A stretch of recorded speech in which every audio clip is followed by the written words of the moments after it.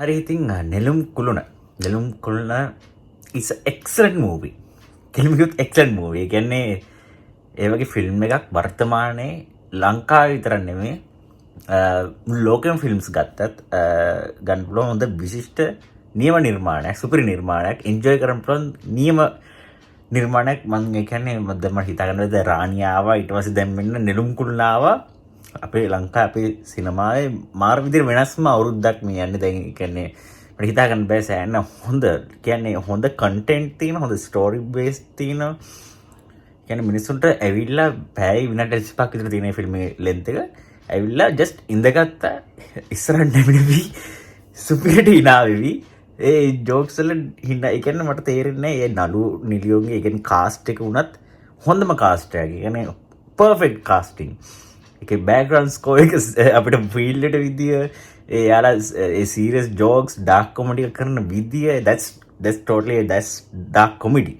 Real dark comedy.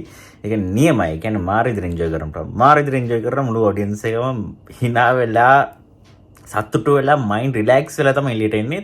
එළියට ඇවිල්ලා hina වෙනවා. ඒක 100% guaranteed කියන්නේ. ඒක මම විතර නෙවෙයි. සෑහෙන අත්දැකීම් මමත් ගිල්ල දැක්කම ඔඩියන්ස් එක හැසිරෙන ආකාරය දැක්කම ඒක මාරයි. ඒ කියන්නේ යාළගේ හිනාල් දෙකත් අපි ආයෙ මතක් වෙන එක ජෝක්ස්. ඊට පස්සේ අපිට ආයෙ බලන්න හිතන මේ ෆිල්ම් එක ආයෙ බලවම ආයෙත් අපිට මේ ෆීල් එකමයි දැනෙන්නේ. ඒ කියන්නේ ඒක අපිට 3-4 පාරක් බය නැතුව බලන්න පුළුවන් ෆිල්ම් එකක් කියලා බය නැතුව කියන්නත් පුළුවන්. ඒක ඔයාලා එක්ස්පීරියන්ස් එකෙන් ඔයාලම බලලා ඔයාලම මේ කමෙන්ට් සෙක්ෂන් එකේ දාන්න.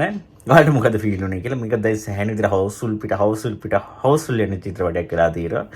ප්‍රේක්ෂකයන්ගේ ඉක්මනටම ආකර්ෂණ දෙනවා කියලා. හේතුව ඉතින් චිත්‍රපටයේ ඇත්තටම ඔඩියන්ස් එකට ගැලපෙන විදිහට, ඔඩියන්ස් එක ආස කරන විදිහට හොඳ චිත්‍රපටයක් නිසා තමයි ඒ පටන් ගත්ත දවස් ඉඳන්ම හවුස්ෆුල් යන්නේ. ඉතින් ඒක මහරම් දෙයක්. ඉතින් හිතා ගන්නත් බෑ. ඒ කියන්නේ ලංකාවේ ඔඩියන්ස් එක මේ වගේ ෆිල්ම් එකක් එනකම් බලාගෙන හිටියා වගේ දෙයක් තියෙනවා. මහර විදිහට එන්ජොයි කරන මිනිස්සු. ඉතින් ඒකයි හොඳ ෆිල්ම්ස්, හොඳ කන්ටෙන්ට්, ස්ටෝරීස් තියෙන හොඳ ඒ කියන්නේ ඔඩියන්ස් එකට අද කාලේ ගැලපෙන දේවල් ආවම ඔන ඔය ඩිරෙක්ෂන් එක තමයි අනිවාර්යෙන් බලාගන්න පුළුවන් වෙන්නේ. ඉතින් ඒක වෙනම දෙයක්. ඒක දැන් රාණියකදී අපි දැක්ක එක වෙනම ඔඩියන්ස් එකක්.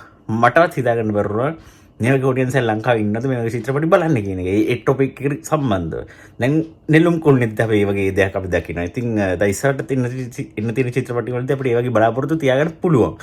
දැන් හිතාගන්න බෑ දැන් ඉස්සරහට කොහොම වෙයිද කියලා. දැන් ඉස්සරහට එන්න තියෙන වාලම්පුරි එන්න තියෙනවා, තව හවුස්ෆුල් එන්න තියෙනවා, තව සූර්ය එන්න තියෙනවා, මද ලංකා එන්න තියෙන ඒ වගේ ගොඩක් චිත්‍රපට, නීර එන්න තියෙන ගොඩක් චිත්‍රපට තියෙන ගොඩක්. මම මෙතන නම් නොකියපු තව අමතක වෙච්ච තව ගොඩක් දේවල් තියෙන ගොඩක් චිත්‍රපට එන්න තියෙනවා. සැප්තැම්බර් එන්නත් තියෙනවා.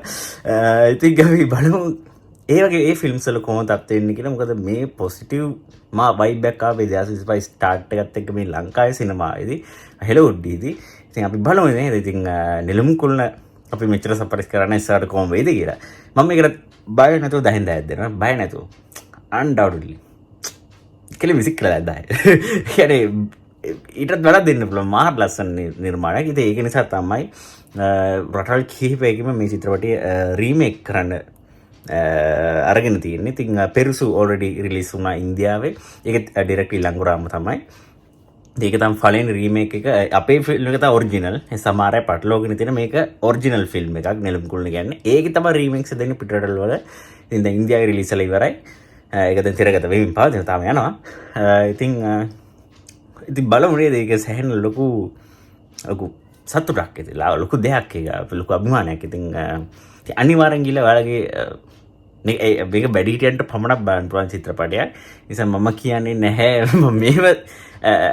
මම පොඩි සාමාන්‍ය තරුණ නොවල්. ඒ කියන්නේ මම කියන්නේ අවුරුදු 23ක තරුණෙක් වශයෙන් මම කියන්නේ අම්මලත් එක්ක කියලා බලන්න එපා.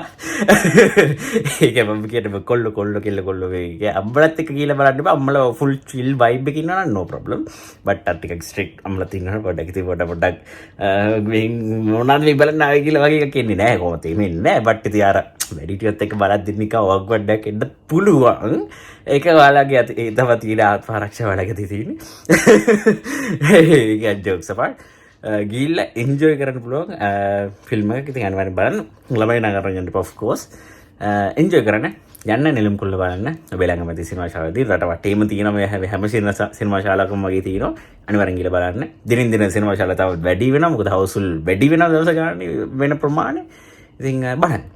දෙවන ගොඩක් සිදිනට ලයික් කරන කමෙන්ට් කරන ෂෙයාර් කරන එකම සබ්ස්ක්‍රයිබ් කරන channel එක. අපි ඊළඟ වීඩියෝ එක හැමෝම තේදී බයි. නෙළුම් කොල්ල අනිවාර්යෙන් බලන්න.